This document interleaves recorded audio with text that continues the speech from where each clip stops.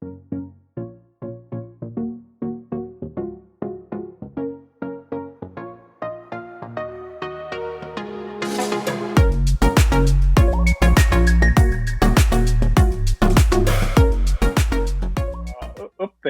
millise hinde sa annad Eesti tänasele rändepoliitikale? Ma annaksin hindeks 3 selles mõttes, et me isegi ei ürita väga nagu seda rännet mõjutada, vaid me laseme asjadel lihtsalt, me oleme mingisugused maamärgid paha pannud, et kui see kvoot saab täis, siis rohkem ei saa. Mingitele kategooriatele oleme teinud ukse lahti, kui sul on IT kvalifikatsioon, siis võid tulla ja ongi kõik, et laseme asjadel üldiselt minna nagu isevoolu teed teatud mõttes ja siis vahepeal tulevad väga imelikud mõtted, et nüüd me peame hakkama tudengite sisserännet kuidagi piirama ja igasugused sellised, mis on väga vastuvoolus selle, mida ka muu maailm teeb, et kui me räägime õpirändest, siis kõik riigid seda 2 käega soodustavad, sest see on talentide meelitamine riiki, mitte ei ürita seda kuidagi piirata. Nii et üle 3 ma praegu ei paneks. Et kui rääkida oma tööst ja muudatustest ja võib-olla ka kuidas riik on appi tulnud ja tuge pakkunud, et üks asi meie osakonna ja siis tööturupoliitikate kujundamise juures ongi olnud see, et fookus on läinud praktiliselt täiesti uuele valdkonnale, mis siin põgusalt ka läbi käis, see on töökohtade säilitamine. Et kui siin toodi välja, et need töötuse näitaja kasv on siiski olnud õnneks prognoositust väiksem, et on räägitud ka 100 000, siis ma tooksin omalt poolt välja selle, et üks meede selle taga on ka see, et riik on maksnud siis alates eelmisest kevadest kuni siiani välja tegelikult töötasu toetust või hüvitist erineva nimega erinevatel tingimustel. Ja vaatasin just järele nüüd ka selle aasta aprillikuuga on taotlenud seda ligi 6000 tööandjat, ligi 35 000 töötaja töökoha säilitamiseks. Et see on selline oluline fookuse nihe või ütleme selline keskendumine on olnud väga sellele valdkonnale. Ja mis iseenesest tundub, et meil siiski on ka õnnestunud, kuigi seal on omad keerukused olnud. Et kui seda töötulu olukorda vaadata, siis jah, nagu Inga ka oma slaidide välja tõi, et 2 olulist aspekti, millele me oleme pidanud tähelepanu pöörama, on see piirkondade vaade, et olukord Tallinnas Harjumaal, samamoodi teistes piirkondades, mis varem sellisel määral ei ole kõrge töötusega silma paistnud, nagu Pärnumaa, Läänemaa ja endiselt suur mõju ka Ida-Virumaal. Et kui võtta Tallinn ja Harjumaa ja Ida-Virumaa, siis on need kahtlemata ka kohad, kuhu kõige rohkem tuleb sisserändajaid. Ja kui sinna juurde panna ka see, et ka sektorid, mis siin on juba läbi käinud nagu majutus, toitlustus, teenindus, ehitus, et ka need on sisserändajate, palju on sisserändajaid nendest sektoritest, siis mõju on kahtlemata olnud. Et kui vaadata ka seda tööhõive langust nüüd 2020 jooksul, siis näeb ka, et soo ja rahvuse lõikes on mitte eestlastel, nii meestel kui naistel olnud oluliselt teravam kui eestlastel. Võib-olla oluliselt oli praegu kunstiline liialdus, aga on näha, et on teravam. Et selles mõttes on see pilt olnud sellel 2000. aastal selline, mis võib-olla öelda veel, et tõesti, et kui meil varem enne seda kriisi oli tööturupoliitikate fookus väga sellele, et meil on tööjõupuuduse olukord, kuidas tööjõudu juurde saada, kuidas olemasolevate oskusi parandada, et tootlikkust suurendada, et siis see fookus sellel aastal jäi natuke rohkem tahaplaanile, aga pikemaajalisel vaade, et me oleme selles mõttes siiamaani ka lähtunud sellest prognooside optimismist, et ehk see kõrgpunkt on selle aasta alguses esimeste kvartalite jooksul ära töötuse kasvu osas, et see pikaajalisem vaade ikkagi on see, et tööturg peaks taastuma ja siis me oleme jällegi olukorras, kus meil on tööjõupuudus, mis vajab lahendust. Milline on olnud see COVID-i mõju, et eelkõige see viirus Eestisse jõudmine, kas see ütleme aasta tagasi see suur teadmatus, et mis see viirus täpselt on ja tegelikult ka selline üliettevaatlik hoiak sellesse, et igati takistada viiruse levikut, seadis loomulikult hästi suured logistilised probleemid, mis puudutab siis piiriületust kolmandatest riikidest inimeste Eestisse jõudmist ja mäletatavasti ju ka tegelikult kolmandatest riikidest pärit välistöötajate Eestisse tööle tulemine peatati eelmise aasta märtsis ja see liikumiskeeld sisuliselt kehtis siis 6. juulini.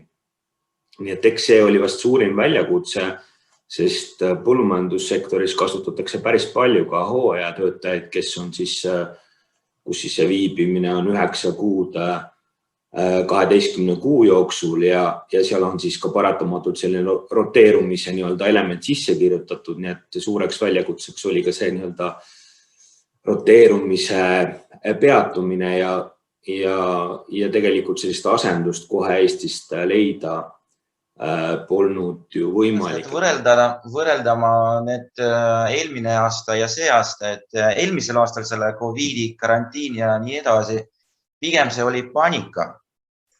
Ja täna on kriis ja see tähendab, et eelmisel aastal meil oli võimalus ikka tööta. Inimestel oli võimalik sisse tulla või istuda terrassil. Ainult see, et ma mäletan, et esimesed 2 nädalat oli paljud restoranid, kes panid uksed kinni ja mingid 2 nädala pärast või kuu pärast nad tagasi avanud. Ja see aasta me oleme ainult kojuvedu. Kui rääkida tööturust, on nii, et ma võin öelda, et siserändja ja kohalik inimesed suurem osa palgaootused on suht sarnane.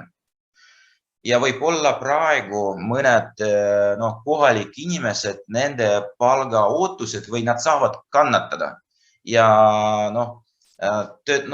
nad on valmis võtta see positsioon võib-olla vähem palkaga. Ja võib-olla see tuleb sellest, et need kohalikutel inimestel on võimalik kuidagi jagada oma kulud näiteks koos oma vanematega. Ma räägin pigem kinnisvarast, rendihinnast ja need laenud. Ja need, kes ei ole kohalikud, nendel kogu aeg on vaja maksta need rendikulud ja nad lihtsalt ei saa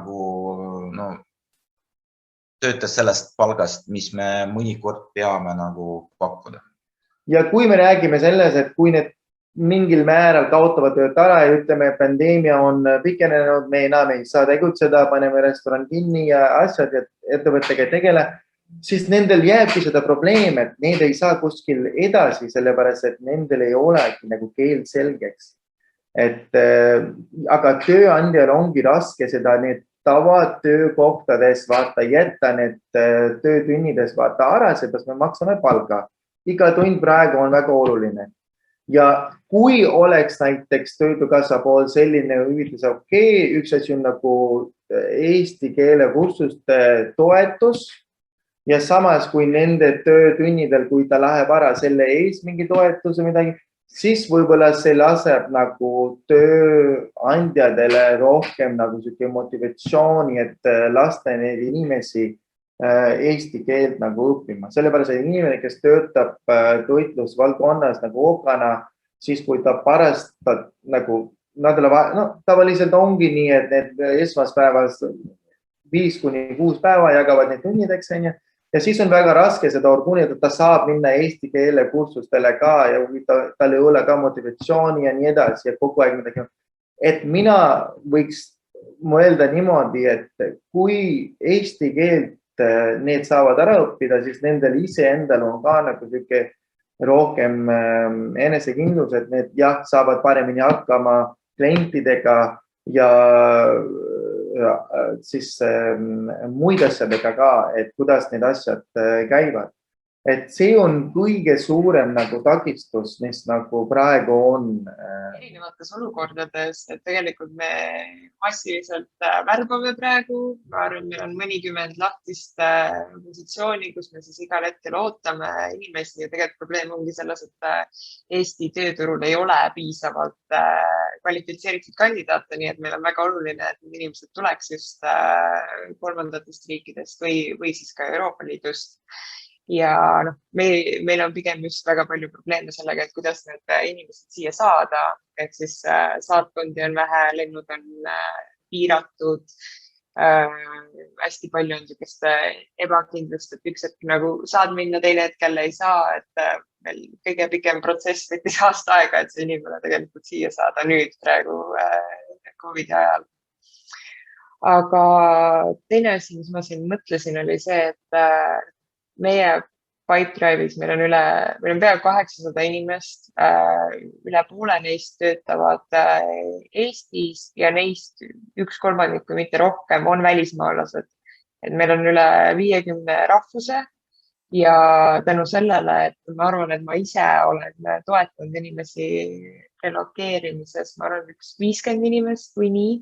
Et ma tean neid kõiki, ma tean neid nimeliselt, meil on telefoninumbrid vahetatud, kui neil on abi vaja, kõik sellised asjad.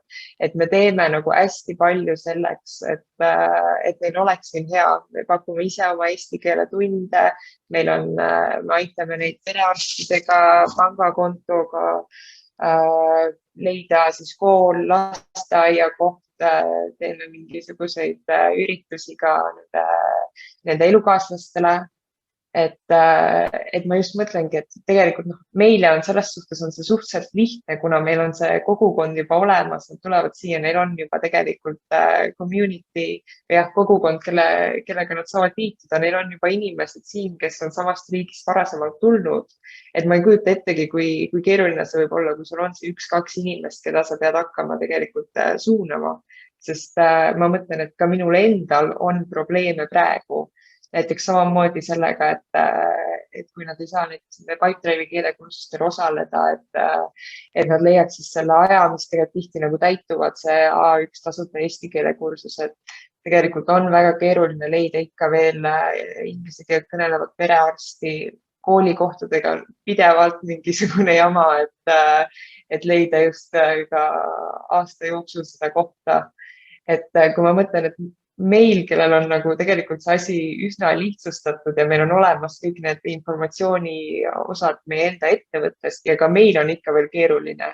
Et see probleem on tegelikult nii palju suurem siis väiksematel ettevõtetel.